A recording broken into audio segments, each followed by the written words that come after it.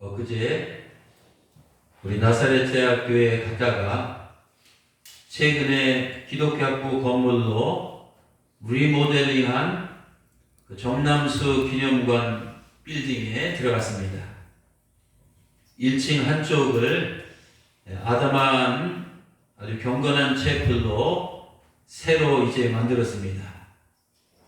제가 궁금해서 그 안에 딱 들어가는 순간 강대상 앞에 세워진 아주 특이한 모양을 한 십자가가 제 눈에 들어왔습니다. 대개 십자가는 가로 세로가 이렇게 반듯한 모양이 수직으로 교차되어 있습니다. 근데 그 십자가는 수직으로 이렇게 된 부분이 울퉁불퉁한 나무로 만들어서 S자로 이렇게 확 휘어져 있었습니다. 저는 특이한 그 십자가를 바라보는 그 순간 많은 생각들이 머릿속에 떠올랐습니다. 예수님께서 무거운 십자가 180근이라고 합니다. 70kg에서 100kg 정도 나가는 십자가를 지고 가실 때 그 하중을 견디지 못해서 연약하신 예수님의 허리가 이렇게 휘어지셨겠구나. 또 예수님의 허리가 저렇게 휘어지실 정도로 인류가 지은 죄의 무게가 엄청나게 무거우셨을 것이다. 또 저렇게 휘어진 나무처럼 우리의 마음이 하나님 앞에서 저렇게 늘 삐딱하게 휘어져 있지는 않은가. 또한 예수님은 불순종과 죄악으로 삐딱하게 휘어진 죄인들을 위해서 십자가에 죽으시지 않았는가. 이런 생각을 하면서 이제 캠퍼스를 빠져나왔습니다. 지금 우리는 사순절 기간을 보내고 있습니다. 사순절은 십자가에 매달려 죽으신 이 주님의 고난과 이 죽음을 묵상하며 주님께서 걸어가신 길을 2000년 전에 있었던 일이지만 함께 따라가 보는 이 영적 순례 기간입니다. 특별히 이 기간 동안에 성도들은 갈보리 언덕에 서 있는 이 주님의 십자가를 바라보며 그 십자가의 의미를 묵상하고 되새기는 이 경건한 영성의 시간을 전 세계적으로 갖게 됩니다. 여러분, 기독교가 어떤 종교입니까? 기독교는 한마디로 말씀드리면 십자가의 종교입니다. 기독교는 도덕이나 윤리나 또 철학의 종교가 아닙니다. 기독교는 십자가에 속한, 또 십자가에 의한, 십자가를 위한 십자가 신앙입니다. 신구약 66권 성경도 그 깊이를 파고 들어가면 결국 핵심적인 주제는 십자가입니다. 그래서 우리가 십자가를 알면 기독교가 뭔지 그 본질을 알게 됩니다. 기독교 진리의 그 알파와 오메가는 바로 이 십자가입니다. 그래서 십자가를 벗어난 기독교는 더 이상 이 기독교가 아닙니다. 영혼 없는 몸이 죽은 것처럼 십자가 없는 기독교는 죽은 것입니다. 그러면 이 기독교의 가장 중요한 핵심인 이 십자가는 무엇입니까? 오늘 우리가 본문 성경 그 부분을 쭉 읽었는데 십자가라는 말이 7번 등장하는 것을 보게 됩니다. 그래서 저는 오늘 이 시간 십자가가 내포하고 있는 깊은 영적인 의미를 특별히 5가지 문장부를 통해서 오늘 본문과 결부해서 말씀을 드리면서 은혜를 나누고자 합니다. 첫째, 십자가는 물음표, 퀘스천마크입니다. 여러분, 인류 역사에서 십자가를 보면서 처음으로 물음표를 던진 인물이 누군지 아십니까? 그는 다름 아닌 이 빌라도입니다. 빌라도는 오늘 성경에 보면 그 당시 예수님을 재판장으로서 어떻게 판단했습니까? 4절과 6절에 보면 나는 털어서 먼지 않는 사람 없지만 예수를 보니까 그에게서 어떤 죄도 찾지 못하겠노라. 말하자면 빌라도는 예수님께서 사형을 당할 만한 죄를 범한 적이 없다는 것을 스스로 고백을 했습니다. 때문에 그는 유대인들이 도대체 왜 죄 없는 나사렛 예수를 십자가에 왜 못을 박으라고 아우성치며 외치는지 이해를 못했습니다. 이처럼 빌라도에게 십자가는 큰 물음표였습니다. 왜 예수님이 십자가에 죽어야 하는가 궁금을 했습니다. 여러분, 빌라도뿐만 아니라 예수님을 따르던 그 당시 많은 제자들도 예수님께서 십자가에 못 박혀 죽으실 때 십자가에 대해서 이 물음표를 던졌습니다. 왜 우리 주님이, 왜 우리 스승이, 왜 우리 랍비 대신 그 예수님께서 흉악범들이 매달려 처형되는 그 끔찍한 십자가에 매달려 죽으셔야만 하는가? 오늘날 교회 밖에 있는 사람들도 십자가에 대해서 이 물음표를 던집니다. 부처도 공자도 마호메트도 소크라테스도 십자가에 매달려 죽지 않았는데 왜 유독 예수님만 십자가에 매달려 죽으셨는가? 실로 예수님께서 십자가에서 이 죽으신 그 사건은 지금같이 수많은 사람들에게 물음표를 던지고 있습니다. 성경은 여기에 대해서 뭐라고 답하고 있습니까? 여러분, 구약시대의 이스라엘 백성들은 해마다 자신들이 지은 죄를 이 속죄하기 위해서 소나 양이나 이 염소나 이 비둘기를 잡아서 제사를 드렸습니다. 짐승들을 죽여서 그 짐승들이 피를 흘려야만이 그들의 죄가 비로소 용서를 받았습니다. 말하자면 피는 죄를 정결케 하는 능력이 있었습니다. 히브리서 9장 22절입니다. 율법을 따라 거의 모든 물건이 피로써 정결하게 되나니 하나님께서 이렇게 정하여 놓으셨습니다. 피 흘림이 없은즉 죄사함도 없느니라. 그런데요, 구약시대에 제사 드릴 때 짐승들이 흘리는 피는 유효기간이 1년밖에 안 됩니다. 히브리서 10장 4절입니다. 황소와 염소의 피가 죄를 1년 동안 잠시 덮어 줄 수는 있어도 완전히 없애줄 수는 없습니다. 때문에 이스라엘 백성들은 매년마다 똑같은 제사를 끊임없이 반복하면서 짐승의 피로 자신들의 죄를 씻음 받았습니다.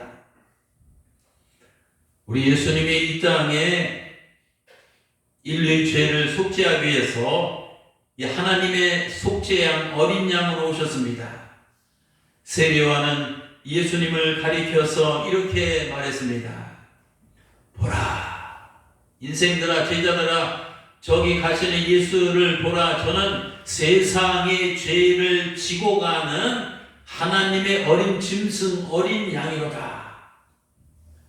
속죄 제물로 이 땅에 오신 예수님은 인류의 죄를, 유대인뿐만 아니라 헬라인뿐만 아니라 그 당시 이방인들뿐만 아니라 모든 인류의 죄를 위해서 예수님은 하나님의 어린 양으로 반드시 죽임을 당하시고 피를 흘려셔야만 했습니다. 짐승의 피는 유효기간이 딱 1년이지만 예수님은 십자가상에서 피를 흘리심으로써 단 한 번만에 영원히 인류의 죄를 완전히 깨끗하게 하셨습니다. 히브리서 9장 12절입니다. 그리스도는 단 한 번 지성소에 들어가셔서 염소나 송아지 피가 아닌 당신 자신의 피로서 우리에게 영원히 속죄받을 길을 마련해 주셨습니다. 이거 누가 정하셨어요? 그것은 유대인들이 정한 것이 아닙니다. 제사장 개인들이 정한 것이 아니라 하나님께서 이렇게 정하셨습니다. 그래서 예수님을 이 땅에 보내신 것은 바로 이런 목적을 이루기 위한 사명 때문에 예수님을 이 땅에 보내셨습니다. 히브리서 10장 9절과 18절 말씀입니다. 내가 예수님이 하신 말씀이요. 하나님의 뜻을 행하러 왔나이다 하셨으니 그 첫째 것 구약 짐승의 제사를 폐하심은 둘째 것 신약 예수의 제사를 세우려 하십니다. 이 뜻을 따라 예수 그리스도의 몸을 단번에 들이심으로 말미암아 우리가 거룩함을 입었노라. 제사장마다 매일 서서 섬기며 자주 1년 내내 또 매년 평생 동안 같은 제사를 드리지만 이 제사는 언제나 죄를 1년 동안 덮어주는 것이 없게 하지 못하거니와 오직 예수 그리스도는 이 죄를 위하여 한 영원히 이 효력 있는 영원한 제사를 드리셨나니 우리 죄를 사하셨은지요. 이제 우리는 다시 죄를 위하여 제사드릴 필요가 없게 되느니라. 얼마나 놀라운 사실입니까? 바울은 십자가의 진리를 에베소서 1장 7절에서 이렇게 말합니다. 우리는 그리스도 안에서 그의 은혜의 풍성함을 따라 그의 피 예수의 피로 말미암아 속량 곧 죄사함을 받았느니라. 그렇습니다. 예수님께서 십자가에서 피 흘려 죽으심으로써 인간이 지은 이 과거의 죄, 현재의 죄, 그리고 미래의 죄까지 한 번에 영원히 예수님의 피는 이 다 깨끗게 하셨습니다.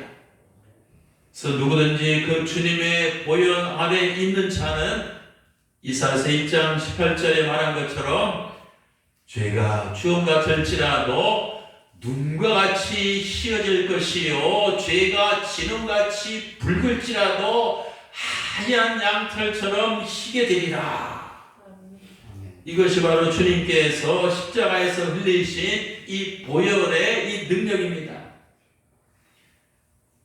주의 보혈 능력이 또다 주의 피 믿으오 주의 보혈 그 어린 양의 매우 귀중한 피로다. 할렐루야. 그 다음에 두 번째 십자가는 느낌표입니다. 우리가 글을 쓸 때 느낌표를 언제 사용합니까? 일반적으로 감탄할 때, 또 명령할 때, 뭔가를 강조할 때 느낌표를 사용합니다. 더 세게 강조할 때는 느낌표 뿅뿅 2개. 또 야 너 밥 먹었냐? 우리 아들자들에게 카톡을 보낼 때 더 강조할 때는 어떤 데 느낌표 3개도 씁니다. 오늘 성경 본문에 보면 이 느낌표가 반드시 붙여야 할 곳이 이 5군데가 되는 것을 보게 됩니다. 6절에 보면 이 2곳입니다. 이 성경 NIV를 보면 5군데 모두 이 느낌표를 썼습니다. 유대인들이 함께 소리를 지르며 예수님을 죽이라고 강조할 때입니다. 6절에 보면 대제사장들과 아랫사람들이 예수를 보고 소리를 질러 이르되, 십자가에 못 박이서 이렇게 얘기하면서 십자가에 못 박으소서, 십자가에 못 박으소서. 또 15절에 보면 세 곳입니다. 그들이 소리를 지르되 없이 하소서 그를 십자가에 못 박게 하소서. 다 문장으로 표현하면 확실한 이 느낌표가 다 땡땡땡땡 이 5군데 붙을 수밖에 없습니다. 마침내 빌라도는 이 군중들의 성화와 이 여론에 떠밀려서 결국 예수님을 십자가에 못 박으라는 이 최종 판결을 내렸습니다. 이때 유대인들은 장내가 떠나갈 정도로 일제히 승리의 함성을 불렀을 것입니다. 결국 그들의 악한 의도대로, 그들의 악한 음모대로, 그들의 악한 외침대로 되었습니다. 빌라도 입에서 예수의 사형 선고가 떨어지는 그 순간 예수를 핍박하고 십자가에 못 박으시어 했던 그 모든 이 간악한 유대인들은 그 순간 그들은 얼마나 짜릿하고 이 카타르시스 얼마나 이 짜릿하고 이 신이 났겠습니까? 그런데 사랑하는 성도 여러분, 빌라도가 예수님에게 자기가 십자가를 이제 못 박게 할 권한도 있고 풀어줄 권한도 있다고 말했을 때 오늘 본문 성경에 보면 그 주님께서 그렇게 말하는 빌라도에게 뭐라고 말했습니까? 그때 예수님이 이렇게 대답하셨다. 하나님이 주시지 않았더라면 나를 해할 권한이 너에게도 없었을 것이다. 그러므로 나를 너에게 넘겨준 자들의 죄는 너뿐만 아니라 이 유대인들의 죄는 훨씬 더 크다고 주님께서 분명히 지적하셨습니다. 이처럼 예수님을 핍박하고 십자가에 못 박게 한 자들은 자신들이 그 당시 얼마나 엄청난 큰 죄악을 범하고 있는지 알지 못했습니다. 여러분, 이것이 타락한 인간의 이 부패한 실상입니다. 무슨 뜻인지 아십니까? 인간은 오늘 성경에 나오는 그 유대인들처럼 죄를 지면서 그게 죄인지 느끼지 못하고 악을 행하면서 악인지 알지도 못하면서 그 순간 얼마나 이 짜릿하고 이 신이 납니까? 우리 인생을 살면서 죄만큼 달콤하고 죄만큼 짜릿하고 따옴표처럼 그 느낌처럼 흥분되는 것이 어디 있습니까? 남을 뒤에서 험담하고 막 욕할 때 그 순간 사람들은 얼마나 짜릿하고 이 신이 납니까? 또 남의 물건을 도적질하고 사기칠 때 그 순간 얼마나 이 짜릿하고 이 신이 납니까? 또 내가 교만한 강자인 갑이 되어 약자인 을을 학대하고 막 괴롭힐 때 그 순간 얼마나 짜릿하고 이 신이 납니까? 뿐만 아닙니다. 인간은 육신의 정욕의 노예가 되어서 음란한 행위를 일삼을 때 그 순간은 얼마나 짜릿하고 신이 납니까? 또 술 쪽에 빠지고 도박에 빠지고 마약에 빠지고 우상에 빠지고 돈과 향락에 빠져서 죄악의 꿀통을 빨고 있을 그 순간은 인간은 얼마나 짜릿하고 이 신이 납니까? 유대인들이 오늘 성경에 보면 뭐라고 빌라도 앞에서 부르짖었습니까? 예수를 없애소서, 예수를 없애소서. 무슨 뜻입니까? 주님 없이, 주님 말고 주님을 제하여 버리고 내 맘대로, 내 뜻대로, 내 정욕대로, 내 탐욕대로 인생을 살고 싶은 것이 이 타락한 인간의 본능입니다.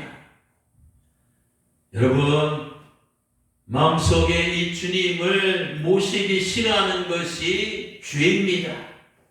또 삶 속에서 주님 없이 살아가는 것이 악입니다.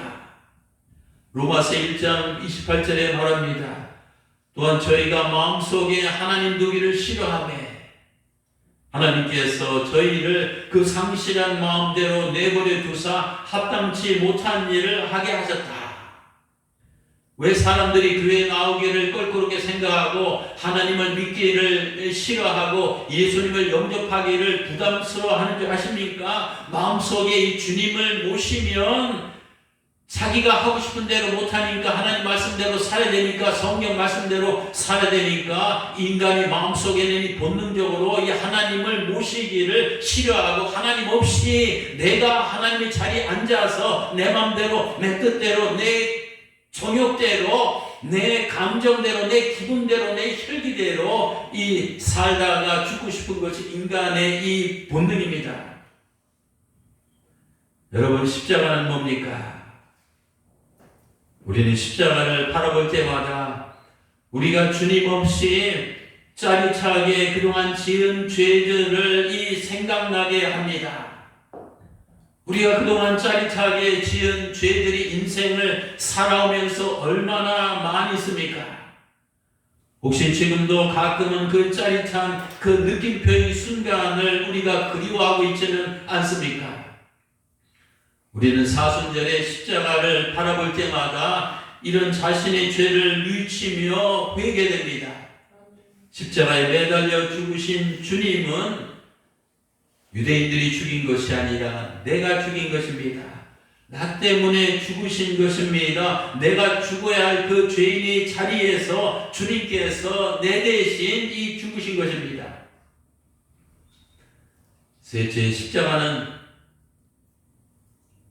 따옴표입니다. 여러분, 따옴표는 우리가 글을 쓸 때 뭔가 중요한 말이나 메시지나 내용을 강조할 때 사용을 하는 부호입니다. 십자가는 인류를 향한 하나님의 어떤 메시지의 따옴표가 붙은 겁니다. 십자가는 하나님께서 인간에게 가장 하나님께서 전달하고 싶은 그 절절한 메시지를 가장 분명하게, 가장 선명하게, 가장 극명하게 표출하신 가장 위대한 사건입니다. 십자가 사건을 통해서 이 명확하게 드러난 하나님의 메시지는 무엇입니까? 그것은 나는 너를 사랑한다. I love you.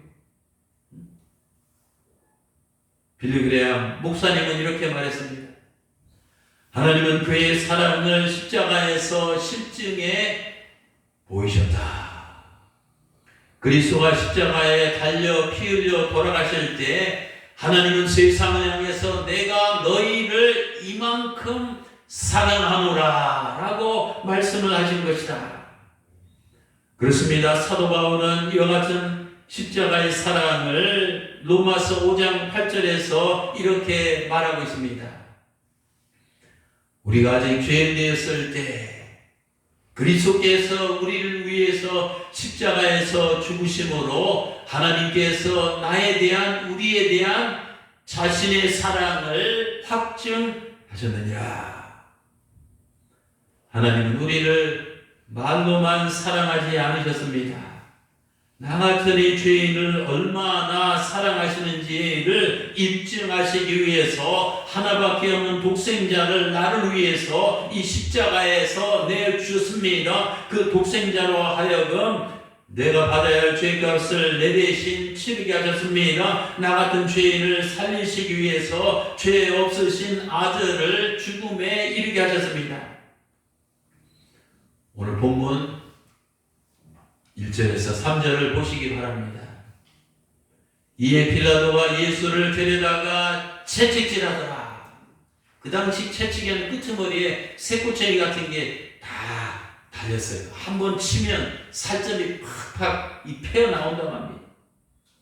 이에 빌라도가 예수를 데려다가 채찍질하더라.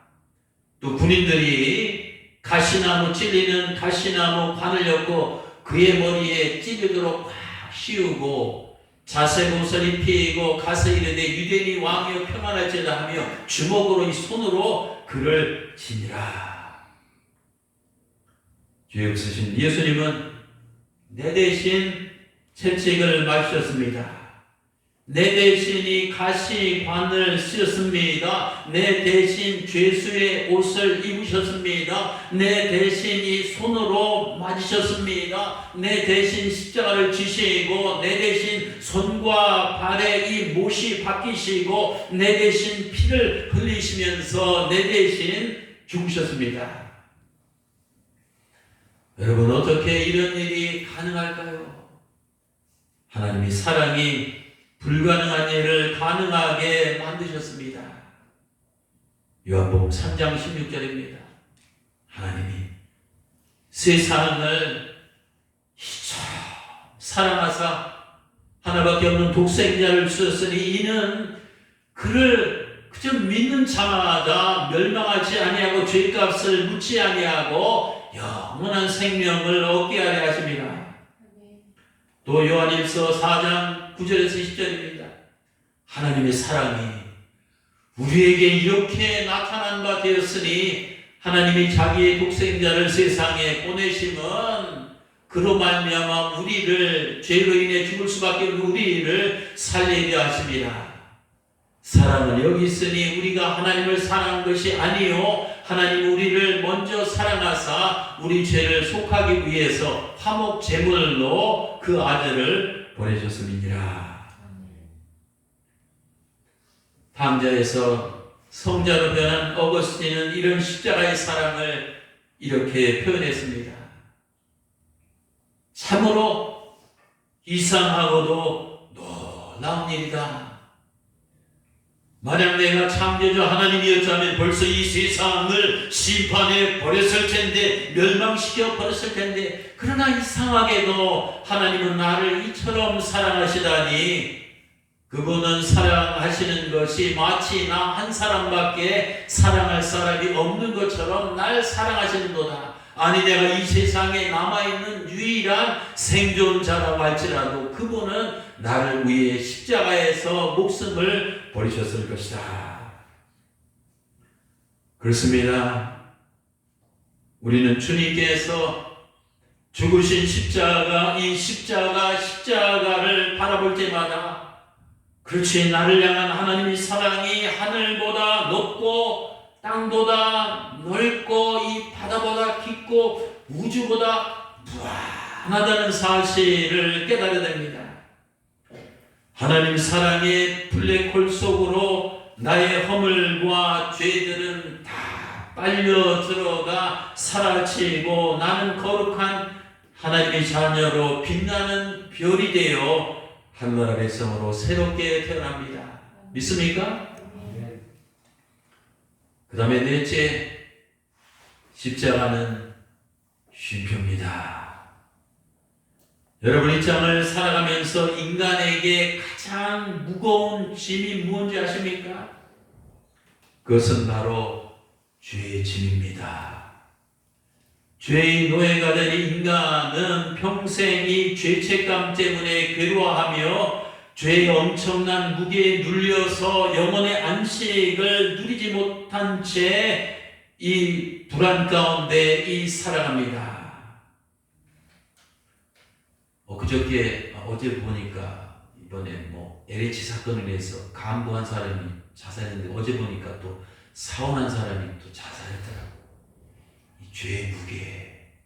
죄는 눈에 안 보이지만 저 그림에서 보듯이 인간의 몸과 마음과 특별히 영혼과 이 삶 전체를 이 기름자들이 짓누르며 힘들게 만드는 것이 이 죄의 짐입니다. 우리가 살다 보면 먹고 사는 생활고의 짐, 또 질병의 짐, 장애의 짐, 일상적인 스트레스 짐도 있지만, 그러나 우리 심령을 가장 무겁게 짓누르는 가장 무거운 이 짐은 바로 이 죄의 짐입니다. 이런 죄의 짐을 지고 가는 인생들을 향해서 십자가에 달리신 주님께서 말씀하셨습니다. 수고하고 무거운 짐진 자들아 다 내게로 오라. 내가 너희를 쉬게 하리라. 마태복음 11장 28절입니다. 누구든지 십자가 아래 나아가서 무거운 죄의 짐을 주님께 다 내어 맡기시기 바랍니다. 주님께서는 십자가에서 우리의 죄짐을 대신 지시고 죽으셨습니다. 우리는 내 힘으로 죄의 짐을 감당할 능력이 없습니다. 오직 주님만이 십자가의 능력으로 나의 죄짐을 완전하게 해결하실 수가 있습니다. 존 도넬이 쓴 유명한 철로 역정에 보면 천성을 향해 가는 크리스찬 이 순례자가 저렇게 죄의 짐을 지고 하다가 십자가 앞에 딱 이르렀을 때 십자가 앞에 이르는자마자 순간적으로 순식간으로 그가 지고 하는 무거운 죄의 짐덩어리가 후다닥 떨어져 나가서 없어져 버렸습니다. 그는 자신의 힘으로 죄의 짐을 내려놓으려고 끙끙대며 애쓰지 않았습니다. 그저 십자가 안에 가자마자 도착하자마자 신기하게도 순식간에 그의 엄청난 이 짐덩어리가 사라져 버렸습니다. 그렇습니다.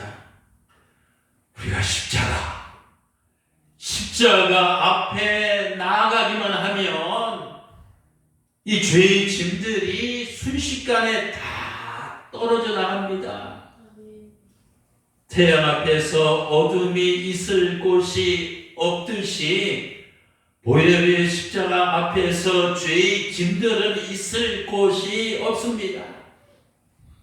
일본의 명성 리더니 우찌무라 간조는 이렇게 말했습니다.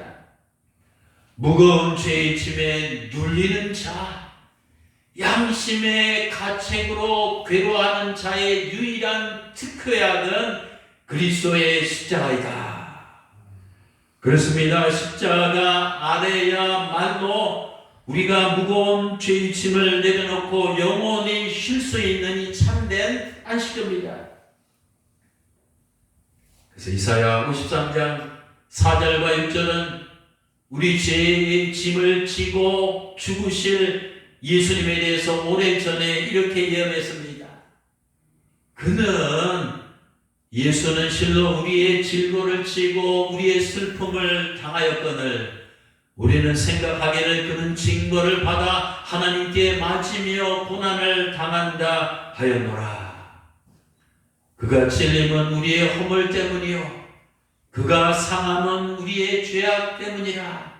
그가 징계를 받음으로 우리가 평화를 누리고 그가 채찍에 맞음으로 우리는 나음을 받았도다.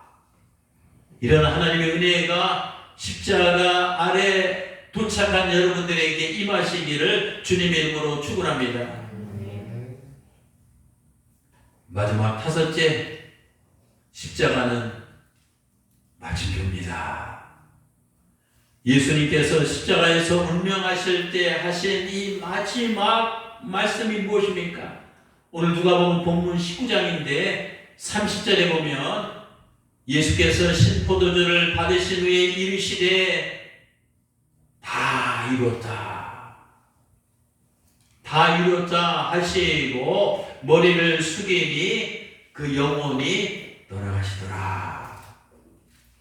그렇습니다. 십자가는 하나님께서 예수 그리스도를 통해서 이루시고자 하셨던 원대한 인류 구원의 사역이 최종적으로 마침표를 찍으며 완성된 이 놀라운 사건이었습니다. 예수님은 십자가상에서 죽으심으로 자기 육신의 생명이 마침표 끊어지심으로 동시에 인간의 죄의 문제가 끊어졌습니다. 해결됐습니다. 또 하나님과 인간 사이에 막혔던 담이 허물어졌습니다. 이 구원의 길이 뚫렸습니다. 영생의 문이 열렸습니다. 이제부터 누구든지 십자가를 통해서 하나님의 사랑을 체험하고 용서와 구원의 은총을 받으며 영원한 천국으로 갈 수 있는 이 새로운 길이 십자가를 통해서 열렸습니다. 실존주의 철학자 덴마크의 이 키엘케고르는 이렇게 말했습니다. 크리스찬이에요. 저 철학책 읽어보면 단순히 그냥 개똥 철학자가 아니에요. 굉장히 신실한 이 철학자가 키엘케고르입니다. 그가 이렇게 말했습니다. 인생은 40부터가 아니다. 그렇다고 20부터도 아니다.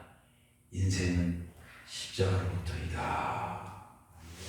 이 정신 번쩍 드는 얘기 아닙니까? 그렇습니다.